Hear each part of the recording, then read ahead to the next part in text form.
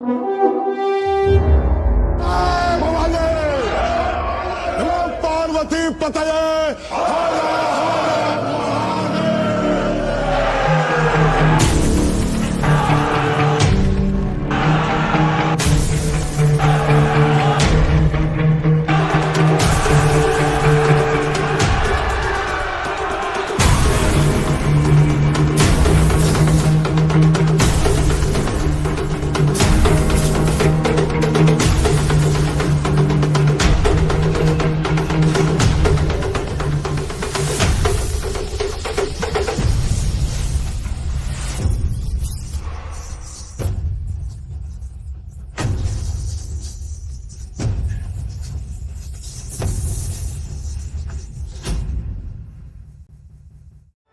हल्दी घाटी के युद्ध से पहले मुगल सम्राट अकबर ने फतेहपुर सीकरी में अपने विशाल साम्राज्य की पहली राजधानी स्थापित की थी। लेकिन 1576 में अकबर के मंत्रियों ने उसे एक बहुत बुरी खबर सुनाई, जिस खबर के परिणाम से भारत के इतिहास का एक सबसे बड़ा युद्ध होने वाला था। जहां पना पूरे हिंदुस्तान में उत्तर से लेकर दक्खन तक हर तरफ मुगलिया सल्तनत का पंचम लहरा रहा है, पर बस एक जगह को छोड़कर। मेवाड़, मानसिंह को हमारे सामने हाजिर किया जाए।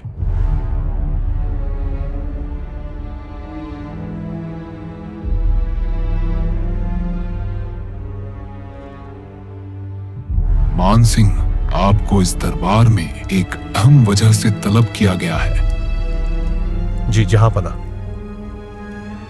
पूरे हिंदुस्तान में हमारी हुकूमत बुलंद होने से हम अब बस एक कदम दूर हैं।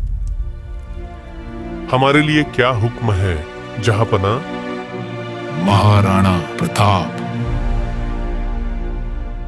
हम चाहते हैं कि आप मेवाड़ रवाना हों और महाराणा को यह पैगाम दें कि हमने उनके साथ सुलह करने का कई बार मौका दिया, मगर यह मौका उनके लिए आखिरी हो सकता है। आप भी राजपूत हैं और वो भी, शायद आपकी जुबान उनके दिल तक पहुंचे।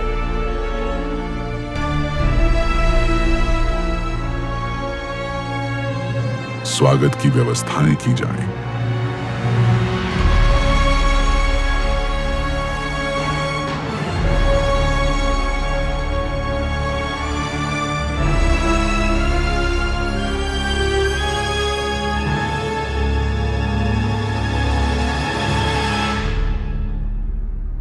हणी खम्मा।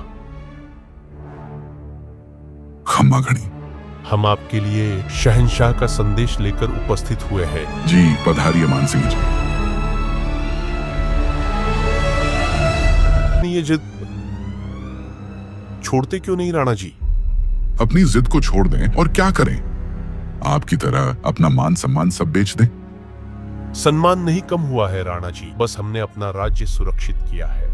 गुलामी में तो अपना सर झुका लिया, तो क्या खाक करेंगे सुरक्षा राज्य का? कौन सी गुलामी राणा जी? सुरक्षा के साथ धन की भरमार है हमारे राज्य में। आप विषय की गंभीरता को समझिए। परिस्थिति अभी बहुत खराब है। मेवाड़ अभी बहुत परेशानियों से गुजर रहा है। धन, व्यापार, सैन्य बल, अनाज, हर दिशा में संकट है। आप बहुत दूर से आए हैं, पहले भोजन कर लेते हैं, फिर बाकी विषयों पर चर्चा करेंगे।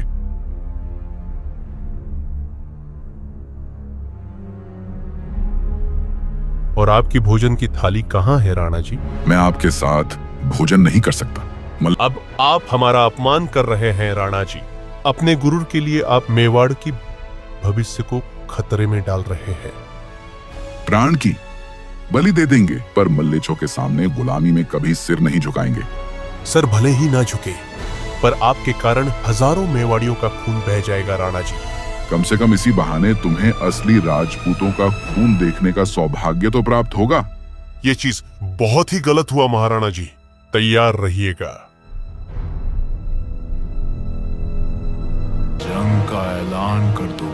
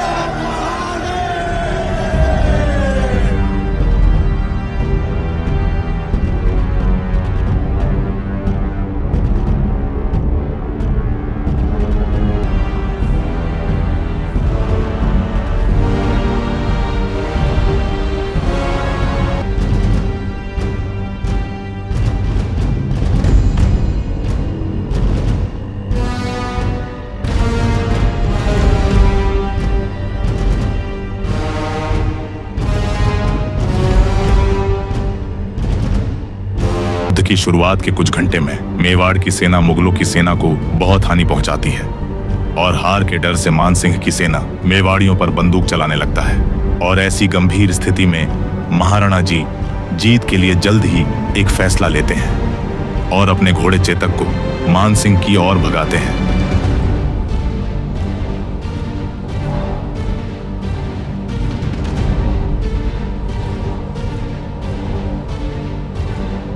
और ये देख के मुगल सेना राणा जी पर गोली चला देती है और गोली सीधे राणा जी के पैर पर जाके लगती है।